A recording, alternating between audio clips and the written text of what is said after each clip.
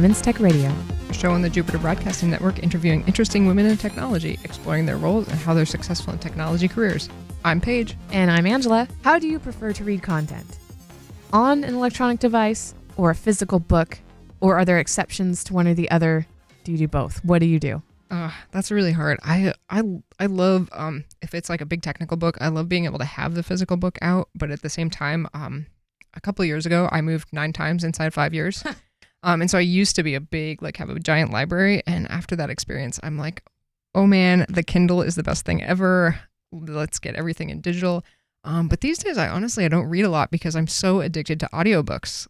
I pretty much just exclusively listen to audiobooks. If I'm reading, it's more like actually a technical document or like a news article. Yeah, well, and that's the other problem with those text or the books is that if they're technology related, they kind of go outdated pretty fast, I imagine, at this point. Yeah, a lot of times lately, I'm even getting early previews because I'm into something like AngularJS and the mean stack, which is really fresh. And so trying to get material on that, it has to be even pre-release. Mm-hmm. How about you? I go between the two. I do like reading on my iPad. I use the Kindle app, to read books, but I also really like physically holding a book. So I'm kind of in between. I haven't done audiobooks yet. I don't know if I'll like those. And part of the reason why I can't is because I have 3 kids. So it's not like I can listen on the car during a commute or something because, well, first of all, I also don't commute. We might go to a park, but that's just a couple minute drive. And anyway, so I do just, it's pretty unanimous. It's the same. Sometimes it's a book, sometimes it's the Kindle. It's a pretty good split. Yeah. That makes sense. Yeah, I'm just glad that we have the option now. That's pretty cool. Mm-hmm. Very cool. And speaking of books. Yeah, today we interviewed an awesome woman who is running a Kickstarter for the Women in Tech, the book, which we were super excited about when we found, and we actually really moved to get her on the show right at the last minute. So her name is Tarah Wheeler Van Vlack, and she's the CEO of Fizzmint, and sounds like a serial entrepreneur. And so we talked to her about her different initiatives. We talk about diversity in technology and how that affects the bottom line. And we talk about her Kickstarter for Women in Tech, the book, and a whole bunch of really interesting stuff. Yep, but before we get into the interview, I want to mention Ting. If you go to wtr.ting.com, you can check out how much you can save every month on your cell phone bill. If you go there, just grab your old cell phone bill, bring it to the savings calculator, and figure out how much you're going to save, because I guarantee you're going to save some money. And the cool thing about Ting is that you only pay for what you use. There's no contracts. There's no early termination fees. They're about to take on a large GSM network, and that will enable more devices and better coverage for the Ting network. And if you use wtr.ting.com, you're going to get $25 off a device if you need to buy one from Ting. Or if you already have a device and you want to bring it over with you, you're going to get $25 off your first month. Yep. And it turns out Ting wants us to give away 2 GSM cards for each episode. Just for the Women's Tech Radio audience. Yep. So if you email wtr@jupiterbroadcasting.com with the subject line, I love Ting, we will be giving out 2 GSM cards. Yep, we'll select someone at random for each episode and we'll give those out for you guys. Yep. Again, go to wtr.ting.com and switch over today. Yep. And so we started our interview today by asking Tarah who she is and what she's doing.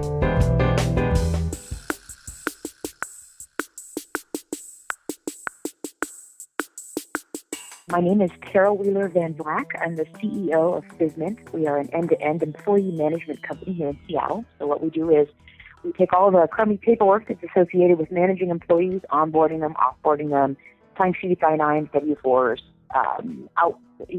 outboarding, everything like that, and we just turn it into a simple form and we manage it all ourselves. We've turned HR into a software as a service. Pretty awesome and exciting. So that's what I do personally. And then I have a side passion project, which is probably why we're here today, which is that I work pretty hard on diversity and technology issues. I care a great deal about seeing that there's equal opportunity in technology, and it's been my experience that the greater the diversity of the voices on the team, the more money I make. So, and I really feel like a lot of people in technology really need to hear the statistics when it comes to the quality of product, the better company, the greater bottom line. And I feel like there's a lot of really solid financial statistics behind diversity that a lot of people don't, I think, hear. So mostly what I care about is making sure that the some of the unconscious biases, I think, that are out there when it comes to women in technology. We address those, and we have people understand that sometimes it's just a matter of learning. Sometimes women can be a good fit, too, for those technology jobs. And it's just been a pleasure to work with people and help companies and individuals do better on technical interviews from both sides. What do you think it is about having diversity on the team that makes it more profitable, a more effective team, if you will? You know, I heard a great story once when I was in graduate school. I was in the office of one of my professors. His name was Scott Page at University of Michigan, just an extraordinarily intelligent man. He told me this amazing story. He was one of the first people, and I was on some of the same projects in complex systems at University of Michigan about this. Some of the first mathematical proofs about why diversity improves end product, why it improves the quality of information, the quality of the bottom line. He told me this story. It was a great story. He said, as they were doing the work at University of Michigan to improve diversity in the law school, and you might remember that the first big affirmative action lawsuit against a university was the University of Michigan's law school. So he was one of the members of the commission there, and he said, you know what we did was we tried to put together a team of people to discuss the idea of diversity in the law school and why that would be a good idea. And what we wanted to do was get great ideas from everybody everywhere about how to improve diversity in the law school, how to improve our ultimate scores and accessibility to people of all different ethnicities and classes. And he said, we put together a team of 12 people, and we had an African-American woman, we had a gay man, we had, a Chinese kid from where he said they had like the Venn diagram of insanity when it came to diversity. They did everything they possibly could to make sure that every different kind of gender and ethnicity was represented, every viewpoint they possibly could. And he said they put them all together in a room, and after a day, they all came up with the exact same idea. And he said, you know what happened? And I said, what? He said, they were all Harvard graduates. Are you serious? He said, yeah. So no matter what the outward appearance is, the point here is that if every one of them has had the same experience, they're going to kind of come up with the same ideas. The idea here is we ask ourselves, what are the things that make people different? What gives them different experiences? And often it is those outward characteristics, but what really matters is the inner person. What really matters is that you've had different experiences with people. So ultimately, when it comes to finding and developing great product, great bottom line, great human beings, great companies, what matters is not the outside, although you can sometimes use it as a proxy for what's on the inside. What matters is that people have had different experiences, that they're different human beings, and that there is that creative tension between ideas and not just everyone agreeing on what the ultimate solution should be. Consensus is a good thing, but only after that product of creative tension. Yeah, our journey is what literally lays down the maps in our brains and like how we think about things as different roadways because of these journeys that we've been on. Absolutely. It was so fascinating to me when I heard that story, just to hear that, those similar educational pathways had laid down the same kinds of solutions. And so we should be looking for people from, all different experiences of life. And yes, it is fair on a lot of levels to say that someone who has a different experience may or may not look different than you do. But what really matters is, did that person have a different experience than you?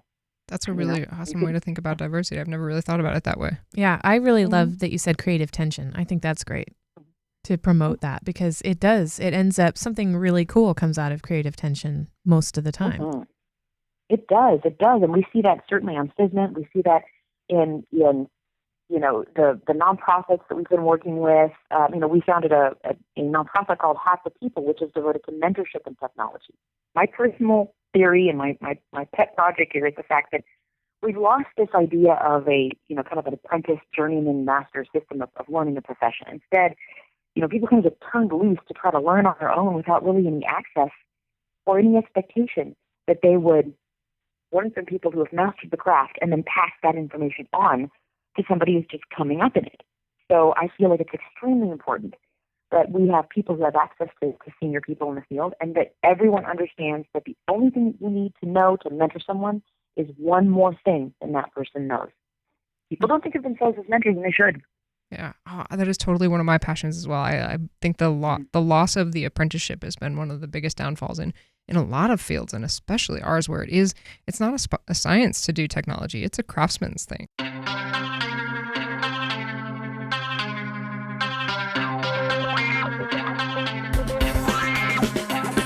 All right, so let's talk about your Kickstarter, because it is awesome, and I think everybody needs to know about it.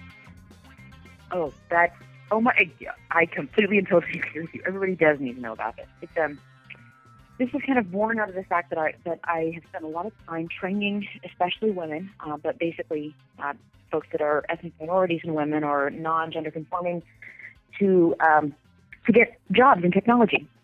And while I will never, ever, ever say that the technological interview process is perfect the way that it is, often I don't personally, me, Tarah, have control over how Google or Microsoft or Facebook or Amazon conducts their interviews. And the only thing that I really have power over is helping a single person adjust their interview style so that they're more likely to get a job. So that's what I've really worked hard on. And I've started now, of course, over the course of the last couple of years, working with companies as well to get them to really, I think, respect that sometimes cooperation is just as good as confrontation when it comes to defending your code base and your choices and finding good coders. So I've done a lot of this work, and people kept telling me that I should write the book on women in technology. And I kept saying, sure, just as soon as I'm done with all of the other stuff. And finally one day I was just like, this is time. I'm tired of answering the same questions again and again, and this information needs to be in the hands of people who need to have it. And yet I knew it wasn't going to be enough to just provide some instruction on how to do technical interviews, on what to do if you experience sexual harassment, how to form your own company, how to get funding.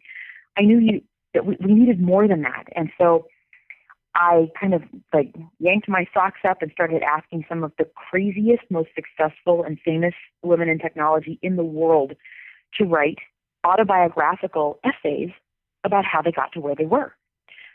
And, there's just these amazing, famous, inspirational women in this project. We've got, and I'll be honest, I'm naming her first because she's the one that I almost threw up when I asked her to join the book. This is Erin Sekbarby-Jacobs. She's one of the most famous female hackers in the world. One of the most famous hackers in the world, period. She's unbelievable. And I seriously, my stomach was roiling while asking this. She's doing the chapter on founding. We've got Angie Chang, who's founded, I have 5 things in Silicon Valley at this point. Women 2.0, Hackbright Academy. She's done Bay Area Geek Pearl dinners. So many things. She's just an extraordinary person. Katie Cunningham, who is a fellow at the Python Software Foundation and an O'Reilly Tech author. She literally wrote the book on web accessibility, on 508 on the internet. She's unbelievable. And she's also writing books now on training people and how to get their kids into technology. She's writing the book on training kids and how to code. She's writing a parenting chapter. I got Kristen Toast-Smith. She's the CEO of Code Fellows, writing the educator chapter. Kristen has got a real passion for educating people on how to program. I've got, of course, I haven't even mentioned at this point, we've got Brianna Wu. Brianna Wu is the CEO of Revolution, Giant Space Cat. She just shipped the game Revolution 60, which I believe as of 3 hours ago was greenlit on Steam, which is awesome. That is awesome. And of course, she is one of the main targets of Gamergate. So it's not her fault, but a controversial person in technology. It's an honor to have her here with how tough and awesome she is writing the gamer chapter. And then, of course, we've got Camila Taylor, and Camila is writing the developer chapter. She's a Jamaican woman, Black woman, who's writing this chapter. She's an iOS developer at LinkedIn. And so these are just extraordinary women who are telling these stories. And this is going to sound kind of funny, but I have a feeling that all of us on the book, what we're actually really excited to see is we're totally excited to see Camila. She's awesome and amazing, and we feel like, we're throwing extra attention her way. And I feel like if there's any one thing that's going to be awesome and that I'm going to be really proud of out of this, I want to see Camila's career just explode as a result of this. So anyway, that's the story of the book. Just we're going to instruct people and hopefully inspire them at the same time, give them this information. And it's there for women, for hiring managers who want to read it and see what it's like to learn how to be a woman in technology, see some obstacles and see the great parts as well. Okay. And that's the story. Yep. And if you want to support this book, you can go to Kickstarter and just search for Women in Tech, the book, and that will get you to it. And we'll have the link in the show notes, of course. The link is in the show notes as well. You can pledge $1 for updates and public thank you, but the next pledge level is $24 or more for the book. So that's a great price. It does seem like a very invaluable book, and I'm definitely interested in the parenting chapter of coding. So yeah, I'll definitely be picking up a copy, no doubt. Very cool. Katie Cunningham is an extraordinary person. I've talked and worked with her quite a bit, and she's written like 5 books maybe at this point. I have no idea. And she's really great because what she does is she actually every year at the International Python Conference, she's the one who leads and teaches all of the classes for all of the Python developers who are parents. This is how to take this home and teach your kids. She runs the programming track for kids at PyCon International. Wow. So yeah, she is probably the single biggest authority on teaching programming to kids in the world right now. So Tarah, while we have you on for a minute, I'm kind of fascinated myself because you've talked a lot about them, but you're also probably the only second female tech founder that we've had on the show. And I was kind of wondering like how it was to be a female founder of such a highly technical company as Fizzmint. Is this your first rodeo? Tell us a little bit about that journey. Sure. First is absolutely not my first rodeo. I think this is company number 4 at this point. The nature of startups is that some of them fail and some of them succeed. And sometimes you don't know why some of them don't work out the way that you would hope. Sometimes you do. I know why this one is working. Fizzmint, the same experience that led me to found Hack the People, along with several other just awesome people, was I was a tech contractor for several years. So I did a lot of high-paying, short-term, high-skilled tech gigs, just specific projects, management gigs, executive gigs, project management, development management, stuff like that. They're high prestige, extremely short-term gigs. And what that meant was I never drank the Kool-Aid at any one particular company. So I ended up interviewing constantly. I mean, probably 5 to 15 technical interviews a week at the height of it. But I've done probably 1,000 interviews myself in technology, and at least 400 to 500 of those would have been tech interviews. Wow. So, the technical portion of the interview where I was actually, being technically evaluated. So 2 really major things came out of that. One was I learned that the way that we evaluate people in technical interviews is often very confrontational, especially at some of the bigger companies. People who are interviewing you, especially in those tech interviews, are not often trained to do hiring, interviewing, or anything else. Often they're just developers who've been asked to evaluate whether or not you're good at what you do or not. And as a result, you'll often find situations where they'll do things like say your code is wrong when it's not, just to see whether or not you'll stand up for yourself. And it's been my experience that often, instead of confronting the other person, women will often ask questions or show cooperative behavior and work through the problem with that person rather than strike back with, you're wrong, you're an idiot, of course this is correct. So it became my experience that there was often a penalty for gendered communication in technical interviews, and that's where a lot of this work that we did with Hack the People came in. At the same time, that same experience of being onboarded and offboarded in company after company after company meant that one day I turned to my good friend, colleague, and someone I partnered with a lot of jobs on, Liz, and I said, Liz, how many times have you filled out this I-9 this year? And I think one or the other of us said 29 times. We've filled out the same piece of paperwork in at least duplicate 29 times in a year. That is insane. I've totally had that experience as a tech contractor. Oh, yeah. Exactly. It's mad. It's insane. So Fizzmint is, you need to know the name of the person that you want to hire and their email address. You click and welcome them into the company. They fill out their name and their, address and emergency contact information and anything else relevant, and that is replicated out throughout every single one of the federal and state documents that you need. Timesheets, onboarding, offboarding, secure, offboarding, group tasks, all of it is handled through Fizzmint. Basically, we're a drop-in replacement for all of the HR crap you don't want to do. Wow. Mm-hmm. So that's where I kind of came from. The 2 things that I really care a great deal about right now. That's a very cool idea. Mm-hmm. Was it difficult? So this is like your fourth company. Like, what about your first company? Was it difficult to kind of take that leap of faith and step out and do a company? Well, the first company that I founded, that I would say that I founded myself as a tech company, was a company called Advertise. And what I was doing was basically think of it as commission sales for anything you wanted to on the internet, widgets for everything, and you could recommend and sell things if you wanted to on any site for a friend's product, something like that. It was a good idea. It was a solid idea. Its time had not yet come, and I made a lot of mistakes in that first company that I have had the chance to learn from when it comes to the later ones. I learned that generosity is more important than parsimony. I learned that that you need to have a co-founder. Probably the single biggest lesson I learned there was you need to have a co-founder. Context switching between business and technology is damn near impossible if that was the only thing you were doing all day long. And if you have multiple commitments, if you've got a job to support you, as many startup founders do, it's just not possible. Mm-hmm. You need to have somebody handling the business and somebody handling the technology. And I handle the business now.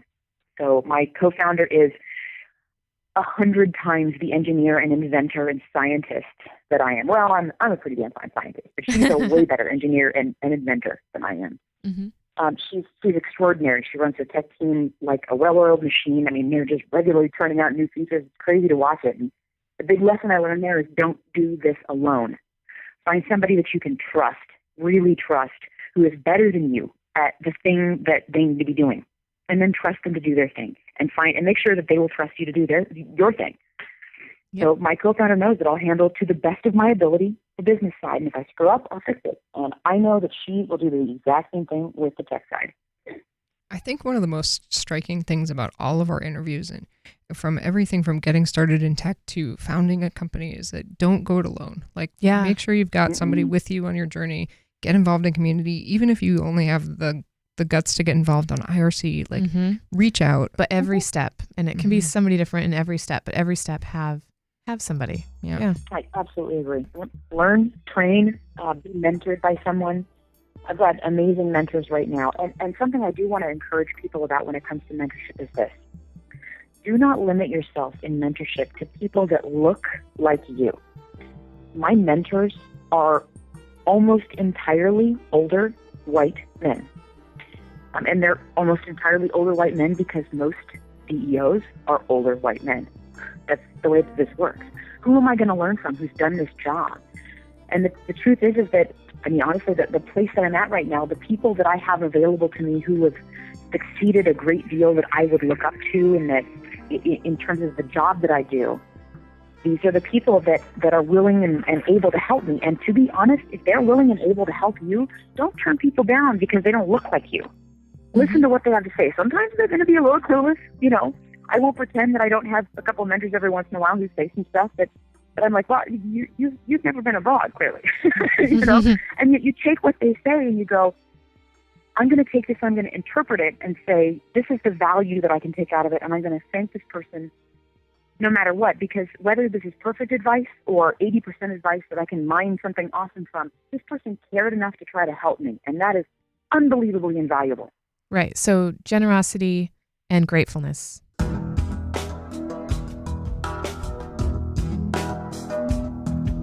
Well, Tarah, this has been fantastic, and I'm really excited for your Kickstarter, and I hope it goes well, and I'd love to talk with you in the future, and definitely, link people out. I'm a member of Hack the People. I definitely encourage other people to get involved, and, if you're looking for an HR solution, check out Fizzmint.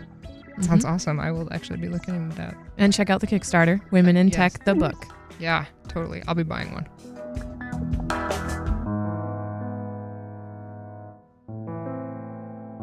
Thank you for watching this episode of Women's Tech Radio. If you'd like to see the show notes, go to jupiterbroadcasting.com. You can also contact us using the contact form. Find the drop down that says Women's Tech Radio, and you can email us directly, or you can email WTR@jupiterbroadcasting.com. You can also follow us on Twitter at HeyWTR, or check us out on iTunes. If you've got a minute, leave a review. We'd love to hear your feedback. And don't forget, you can also follow us on heywtr.tumblr.com.